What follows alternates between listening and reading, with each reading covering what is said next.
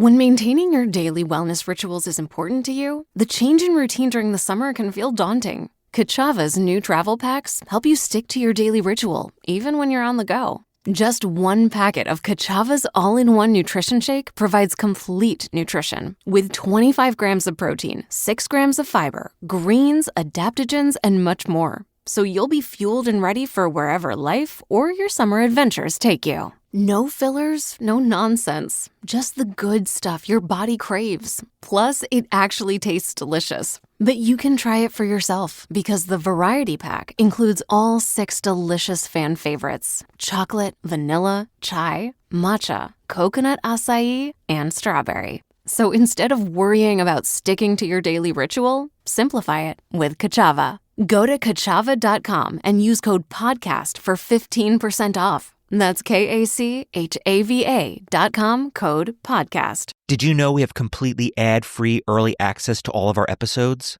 Well, we do. Not only that, but we have dozens of bonus episodes waiting for you. Head on over to patreon.com/ghosttownpod, and you can check it out for 7 days absolutely free. That's patreon.com/ghosttownpod. Vanished. I'm Jason Horton. I'm Rebecca Lieb. And this is Ghost Town.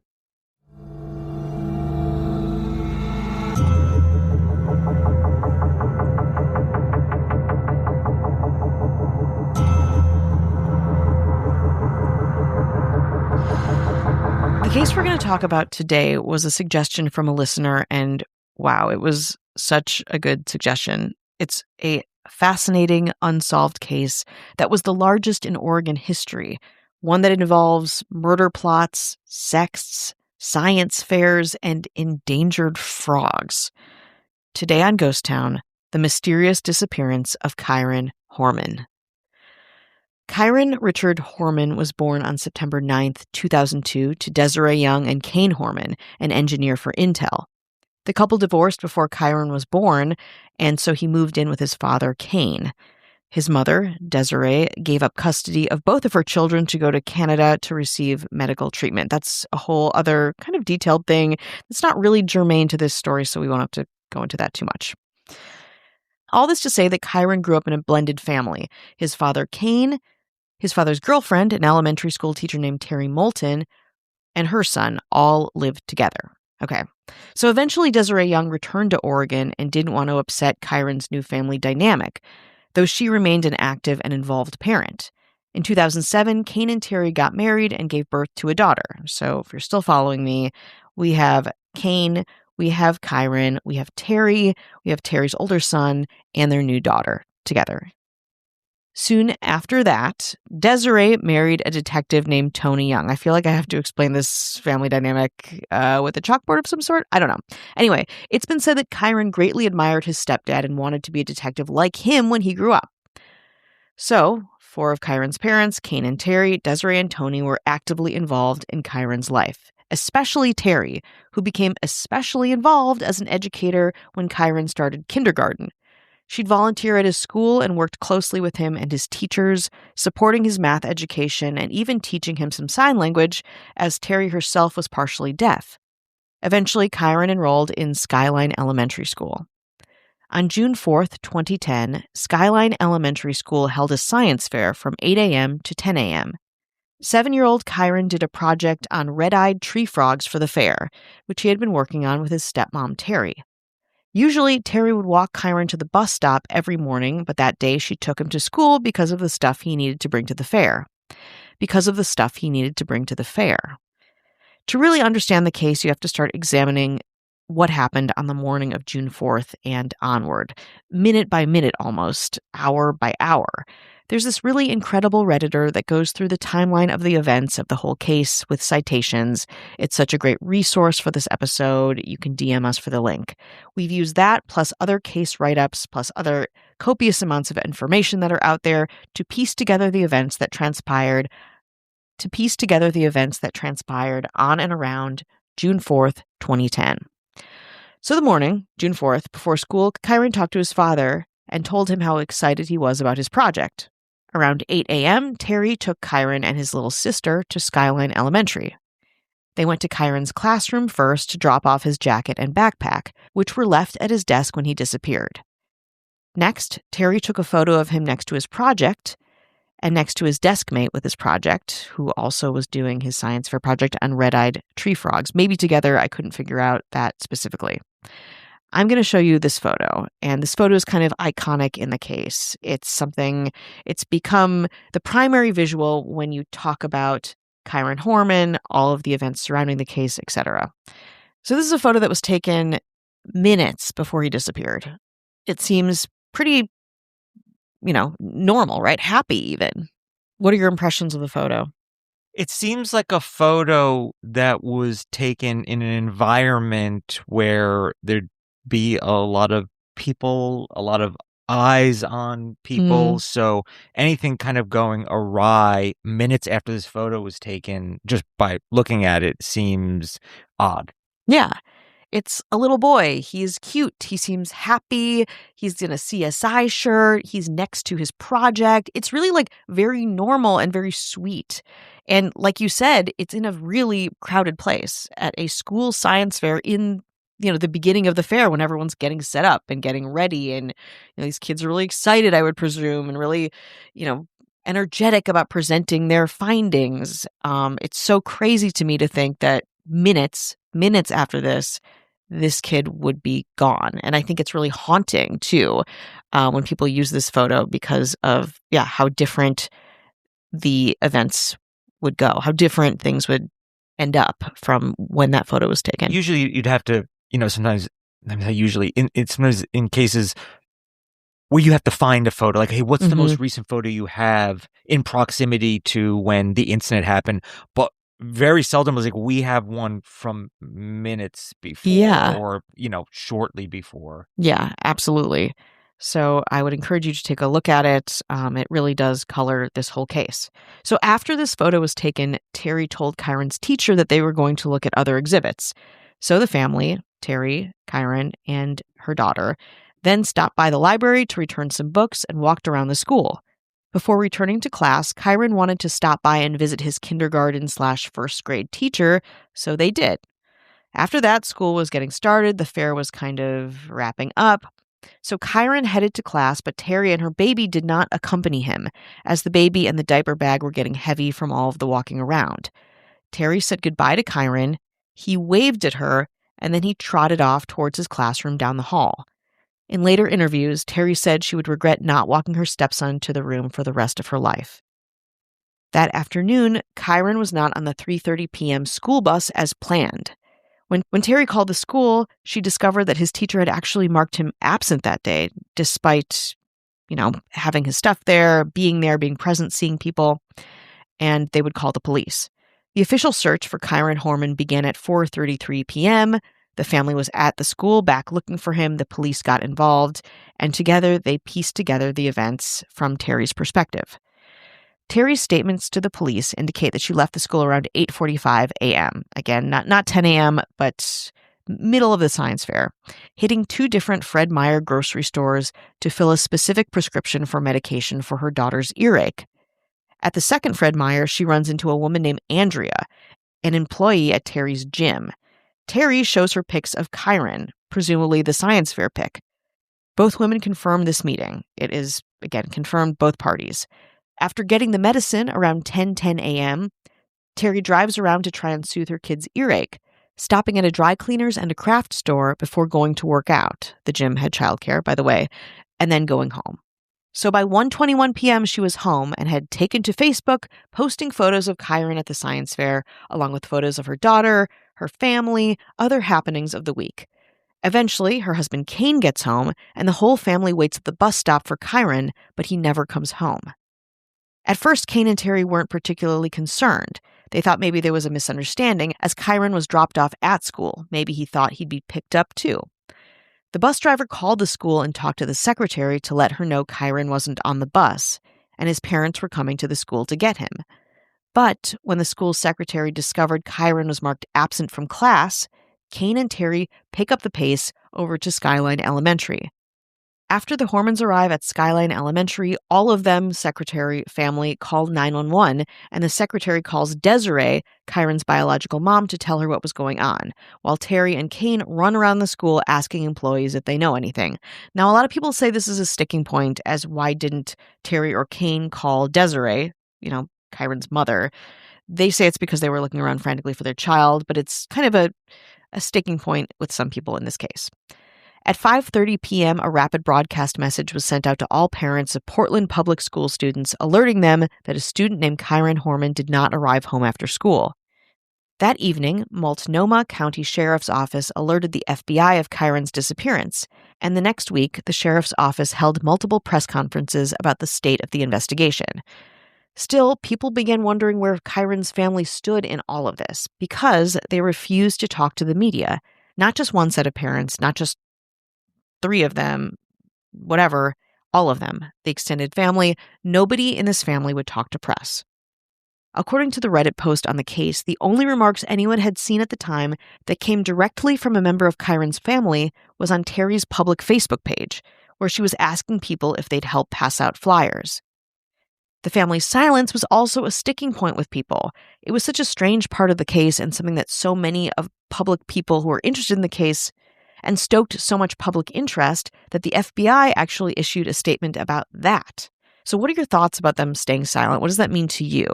Did you flag that at all?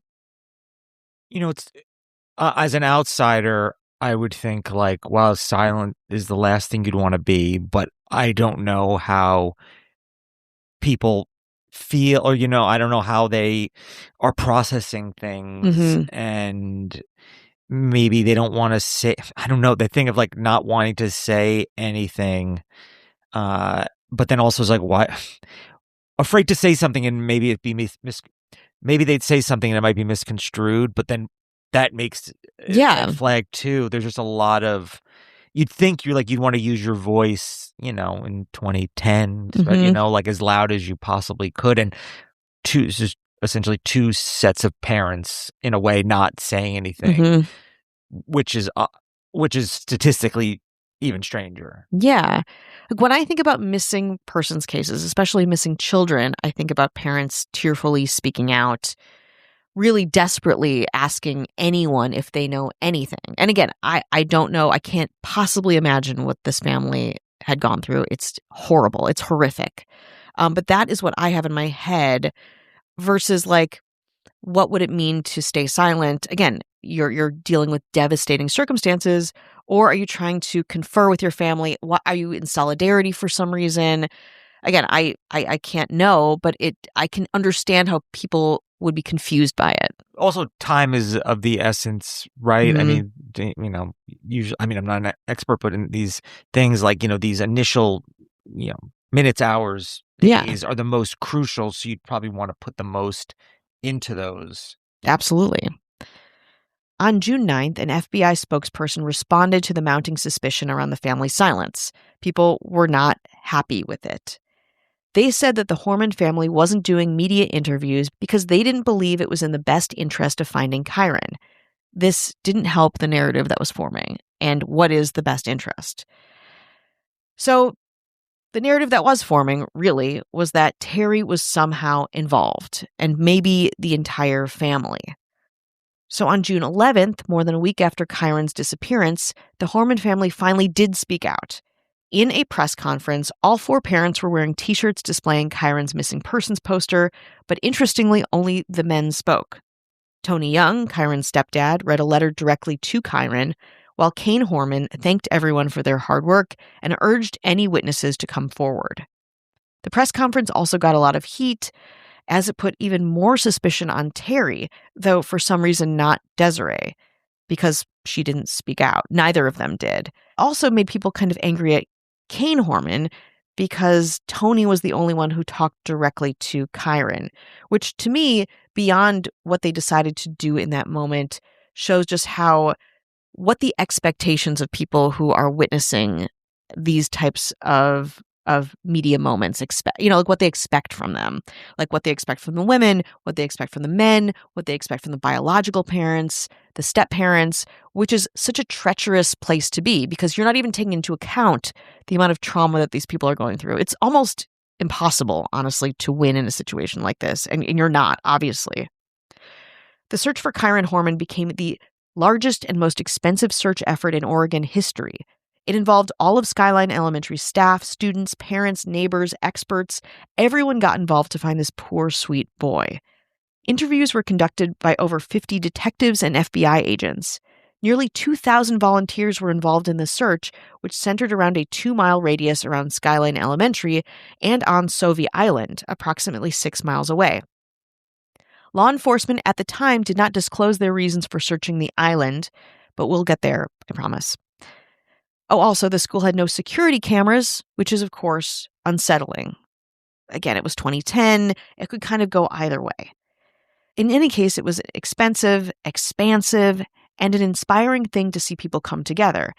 And actually, at a certain point, PD had to request that people stop donating food and water to volunteers because they had received so much. A reward for $25,000 was offered to anyone with information on the case, a sum that would eventually rise to $50,000 approximately 1 month later. On June 18th, 2 weeks after Kyron went missing, a flyer featuring Kyron, Terry, and Kane's white Ford F-250 truck was distributed. To quell the controversy around family involvement, the sheriff's department stated Terry Horman was not a suspect. They were just looking for anyone who had seen them that morning. But in reality, the police were actively investigating a new wild lead, one that would place Terry Horman at the top of the suspect list for the disappearance of her stepson, Kyron Horman. More after this break. During the first weeks of the investigation into 7-year-old Kyron Horman's disappearance, suspicion was squarely placed on the Horman family, and specifically Terry Horman, Kyron's stepmother, the individual who had last seen the boy, who had last taken him to school, and who also, according to the perception of the public, behaved strangely during their public outreach about the case. The Horman family all agreed to take polygraph tests during the course of the investigation, and everybody passed but Terry, who failed 2 separate polygraph examinations regarding Kyron's disappearance and walked out of another one. Terry was reportedly very angry about her results, very frustrated, also stating that the test that she had walked out of, the examiner wasn't taking her test seriously and that she couldn't quite hear as she was deaf in one ear. So what do you make of all of this information that we're kind of centering on Terry? Terry's the last one to see Kyron. Yes, she's the one who dropped him off at school. It just seems like a lot of things. Who is the last person to see him, and it's their narrative that is saying what happened, what unfolded. Yeah. According to me, here's what happened. And that's not other witnesses saying, yeah, I know, I saw. Well, there was a witness. There was a gym, her friend from the gym who saw her. Her story was corroborated in a lot of different ways, but there were points in time where it would be impossible. Like when she was not impossible, but when she was driving, you're not going to remember seeing her car. Yeah. So, I mean, you want to say like, what is the Occam's razor, right? That's what you do when you're an investigator, right? You say, who is the last person to see this child? It makes sense that you would focus on that person because they were the last point of contact, right? Now, it's really, again, it's so heartbreaking because it seems like Terry was really involved in this child's life.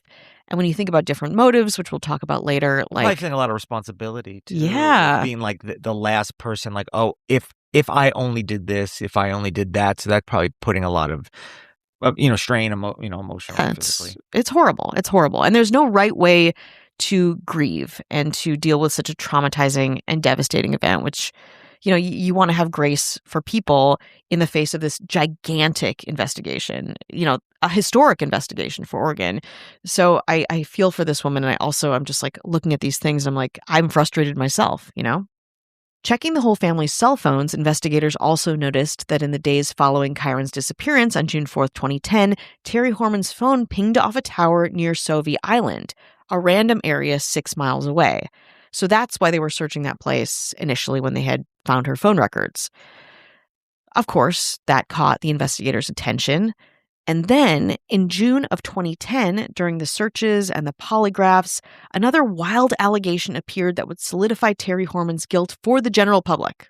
Saying that, not in a court of law. Kane was reportedly told by investigators that 5 months before Kyron's disappearance, Terry had offered their landscaper, Rodolfo Sanchez, a, quote, lot of money to kill him.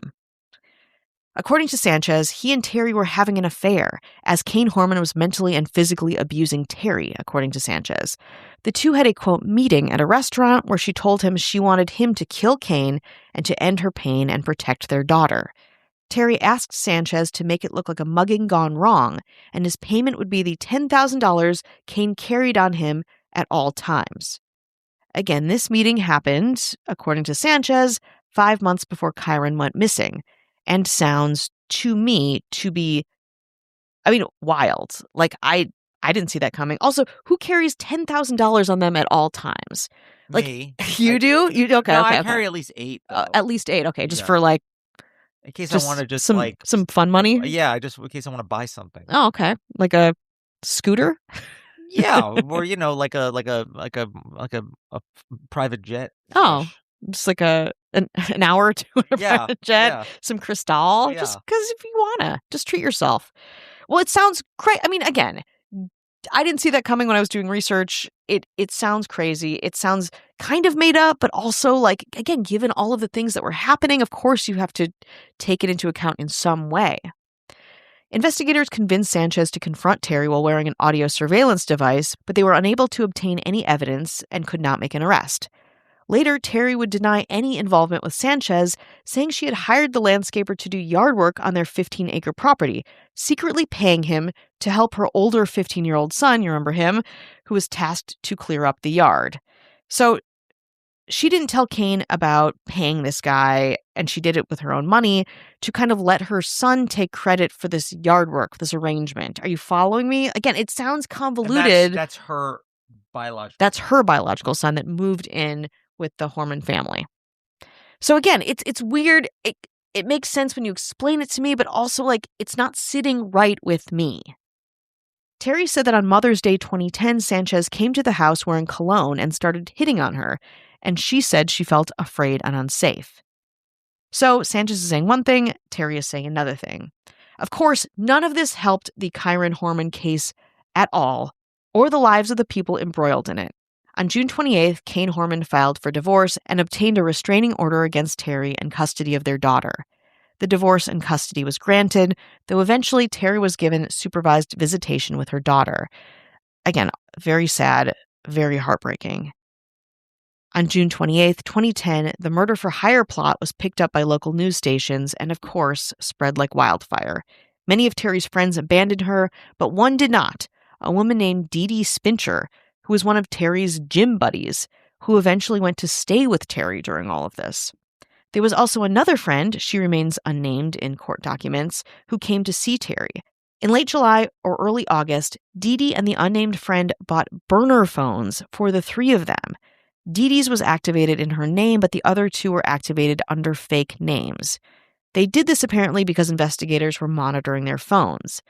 When law enforcement found out about the burner phones, let's just say they were not happy, and of course, it looks so bad. Both friends had solid, verified alibis on the day of the science fair, so they were not suspects. And so did Terry, whose day was at most points corroborated with people who had saw her. But it's weird. You don't get a burner phone if you're totally innocent. When you hear burner phone, you're not like, these people. Listen, if I wanted to introduce you to somebody and I'm like, listen, they have a restraining order filed against them and they have burner phones. Would you like to meet them? Would you be like, that sounds like a kind of sus person to meet? Yeah. Just given that information. Yeah. I would think that very much so. I would be a little scared. Would the kind of person that would get a restraining order put against, listen, people probably get restraining orders that it's not justified or whatever, because retaliatory or it's, I don't know, whatever it is. But it just, the kind of person who fails or walks out a polygraph test, has burner phones, has had a restraining order against them, and was lucky to get supervised visits. Is that the kind of person that could be involved in something that has gone wrong? Maybe. And also, that being said, can you be an unstable person and not abduct a child? Yes. Yes, true. But it's a lot of information that is coming at us full force, and it's a lot to process. And I would say most people don't get embroiled in a lot of these things together, much less one of these things at all in their lives. So a lot is going on. On July 22nd, Desiree and Kane told the Oregonian that the DD person, Terry's friend, was hampering the investigation. But according to law enforcement, DD was, quote, extremely cooperative and allowed a search of her property and car, as well as enduring 3 hours of questioning from detectives. Yet after that, Terry's new lawyer advised her to cut all communication with Dee Dee Spincher and the unnamed friend, and by all accounts, Terry did. In August 2010, it was announced that law enforcement were searching for an individual allegedly seen by 2 witnesses sitting inside Terry's truck, which had lingered outside Skyline Elementary by the soccer field the day of Kyron's disappearance. Bruce McCain, a former sheriff for the county sheriff's office, told CBS News, quote, "The identity of that second person, if he or she existed, could be critical in determining what happened to Kyron after 9 a.m. on June 4th. So we've got this car that was Terry's car, although it was in her husband's name at the time, and we have a second person that was seen with this car. Again, all of these things maddening, crazy points of information. But then, after law enforcement issued the flyer showing staged photos of the truck by the field, a groundskeeper came forward. He said he didn't see a white truck that morning at all. This was obviously weird for 2 reasons. One, law enforcement had a reason to believe the truck was there longer and not where it belonged for just a drop-off, from somebody, from some tip. And 2, they had interviewed so many people on this case. They forgot this groundskeeper guy who was there. So now we have, okay, are the police and the investigators negligent somehow, which is also making all of this seem weird and making Terry more implicated than she should be. So, of course, it's a big mess. And it gets even crazier if you can believe it. So after Kyron's disappearance, one of Kane's old high school friends named Michael Cook showed up to help with the search. Kane, Michael, and Terry all say that this is the first time Michael and Terry had met, that they did not know each other before Kyron's disappearance. But at this point, Michael gets super involved in finding Kyron. After Kane filed for divorce from Terry, for some reason, Terry and Michael start texting. And then they start sexting. You can find these texts between Terry Horman, now the police's prime suspect, and her soon-to-be ex-husband's high school friend Michael Cook's texts online. And let's just say they're as horrible and weird as you might think. So, I don't know the exact timeline, but it seems like relatively short. So you're like, my stepson is missing. I'm pretty distraught. I muster enough energy to sext with my now ex-husband's high school friend. Yeah, that's right. That's right. Okay. Just want to be You clear. like her? You're like, okay. You just be very clear. The word schwing was used in the sex, but I have to bring that up. I have to. That's illegal if I don't. You want to see the text? You want to see the sex? No, I don't. They're online if you are curious. If you want to color this case even more, if you want any more information than this information dump. But it is it is interesting because, I feel like in that short amount of time, if it was 20 years, whatever, or a time later, I wouldn't be like, I'm a suspect in this and I'm very distraught because I feel like I'm very responsible. But I can text Schwing. You can text Schwing. With my ex-husband's high school friend that I just met. Also, doesn't seem like a great friend. No, I mean, friend. I just feel it's the weird. Dynamics are very like the family dynamics are just wild, and families are complicated, relationships are complicated. Not everything is whatever linear or whatever, but this one is especially this is wild. Yeah, this is insane. Again, I keep it's like I crave more information now, but I have so much information already. It's like I don't even know what I would do with more information. It's wild. Even one of these things is wild in a family situation, much less like 14 things. So then the case starts moving through the courts. In early August 2010, Tony Young, Kane Horman, and the Skyline Elementary School principal were subpoenaed and testified during the case's grand jury hearing. In December 2010, it was reported by the Oregonian that the grand jury had yet to provide compelling evidence yielding a potential indictment. so that stopped any progress. By November 29th, 2010, search efforts in Kyron's case had cost an estimated $1.4 million, according to county commissioners, and yielded over 4,000 tips. But it didn't end there. On June 1st, 2012, Tony Young filed a civil lawsuit against Terry, claiming that she was responsible for the disappearance of Kyron. The lawsuit attempted to prove that Terry had kidnapped Kyron on the day he disappeared. Young sought $10 million in damages, but eventually dropped the lawsuit against Terry so as not to interfere with the ongoing police investigation. And the investigation, in conjunction with the courts, wore on. In May 2017, it was reported by Portland station KGW that a secret grand jury panel was continuing to hear evidence in Kyron's disappearance and had convened on multiple occasions on the case.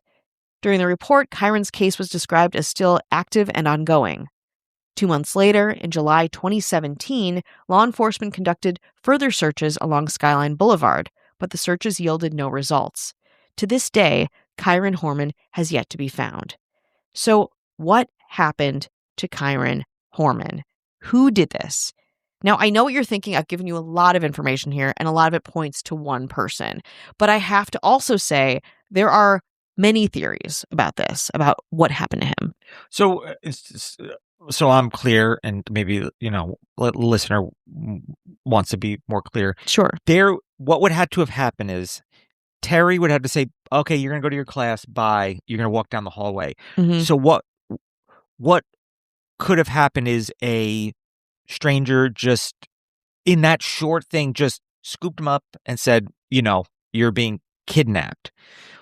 Or did somebody, I would imagine, have to be, somebody would have to lead him in the direction that he wasn't supposed to go. Mm-hmm. And it would have to be someone that he either knew or had a connection to somebody he knew. Like, I'm a friend of your stepmom's. That would have to be, logically would be the thing, instead of somebody just grabbing a child in a public place and just under their arm, put him in a sack, and then just went out to, I guess, a parking lot and got in a car and drove away. All that has to happen. Yeah. It's not like he disappeared in the walls. Yeah. And you'd think, like, what's the least resistance? The least resistance is like, hey, I'm a friend of your mom, classic. I'm a friend of your mom's, a friend of your dad's. Sure. We have to go. Your real mom is sick, or your brother is sick, whatever. That person would have to at least pretend to have a connection to the family, or actually have a connection to be like, oh, I remember you from blank. Mm-hmm. This is where my mind goes. Absolutely. Because other than that, like, what is just like literally vanishing? Like, other than that, yeah, no, and people's minds are going everywhere. So, of course, a theory. Let's just cut to the first theory that kind of people are talking about: a stranger, right? A stranger comes in. People on Reddit are really convinced that a stranger came in during a crowded science fair and basically was looking for a kid, saw a mom with a small child leave a kid behind, and are like, oh my God, that kid is not in class yet. Perfect timing, though. Perfect timing. It's gotta be to be a crowded place, to be looking around, to have that be your goal and be like, oh, what a jackpot for all those things to happen. Yes. Well, also, a Redditor, and I can't confirm this, said that the science fair was advertised a bunch for people to come in and see what the kids have done, which, again, it feels a little late to be doing that in 2010 with, like, stranger danger stuff, but that it was widely advertised. It's a small community. Like, it's a community effort. But you're right. The timing would have to be very slim on that bracket of time where the kid was alone and the mother couldn't see him and no one else could. And he was reported absent from the class, right? Mm-hmm. So a very short amount of time. Yeah. Not hours. Yeah. Minutes. So then, of course, there's Terry, the stepmom of it all. Oh, sorry. Then, of course, there's Terry. We've been talking about Terry this whole time. There's so much mounting strangeness. I won't even say evidence, because it's not even evidence. It's just strangeness against her, the weird sects, the hitman, just like what she was doing, who she was with, her weird friends, the burner phones, like all this stuff looks so bad for her. But I have to say, everyone on Reddit does not think it is Terry. They do not. Now, is there something to be said about Terry has her own biological son. Yes. this is a stepson. Yes. Is the stepson, this is somebody as a child of divorce with many step half sisters, my own family dynamics, where sometimes like, is this child taking up too much space? And Terry doesn't sound like, if you talk to people that are like, hey, you've known Terry, you know, what's Terry like in the last 20 years? I guarantee some people would be like, she's weird. Mm-hmm. They could say that about me. They could say that about you. They could say that about Sure. anybody. But I have a feeling you might find someone to be like, yeah, Terry's always been weird. Yeah. And I feel like you never hear those things. Yeah. You never hear, because you only hear like, yeah, they're just, you know, they're normal and normal. Yeah. Normal, You don't get the and subtext you don't on get the these. Absolutely. subtext. Absolutely. And so what's the motive? I don't know. It sounds like they had a contentious relation. If you were married to someone and you're like, I'm willing to hook up with your high school friend that I just met, you probably had a very, probably both sides, a very strange relationship. Mm-hmm. And if it was her own son, I'd be like, wow, that is, but a stepson would be like, possibly like, this kid is in the way. It's not even my kid. I already have a kid. Yeah. And maybe a lot of arguments in relationships come from the child that is not theirs. Yes. That doesn't mean anyone's guilty or innocent, but that is a thing. Yes. And that's a huge motive for people who think it's Terry, is that, you know, this is not her biological child. She has an older child. She has a younger child, you know, but then a lot of people argue that in that she was so involved with his life as a teacher. And then other people, and I can't verify this because I don't have any clips of her speaking, that English was not her first language as well. So maybe there was something lost in communication along those lines, especially when you think about like the flirting with the gardener or something like that. You know, a lot of these things can be negated maybe by not being able to adequately communicate. But that being said, it's still weird. There's still so much going on. So then I want to give you another little family development, a little extra thing here. So there's another piece of information that I was down the Reddit hole and found out that Kyron's uncle, Christian, also with a K, there's a lot of K names, Kane, Christian, Kyron, began a 6-month jail sentence just weeks after Kyron went missing, a long-running sexual abuse case, in that he had sexual paraphernalia of an illegal nature. Something to consider. So Kyron Horman's paternal uncle, Christian, again, was in this long-running case. It had something to do with a teenage relative. I didn't look too far into it, but there's a darker component to this too that I would be remiss if I didn't mention. Which begs the question, did his uncle have something to do with it? Also, it's strange. Weeks after he goes missing, he goes to jail for something he was doing previously. Yes. So I want to put that out there. A lot of people on Reddit also believe, so there was a nearby woods literally next to the school. I say nearby, it's across the street from the school. A lot of people think that Kyron went out of the school physically, which it's a really small school next to a very large park called Forest Park, which is 5,000 acres. It's a densely wooded park, and that something happened to him in there.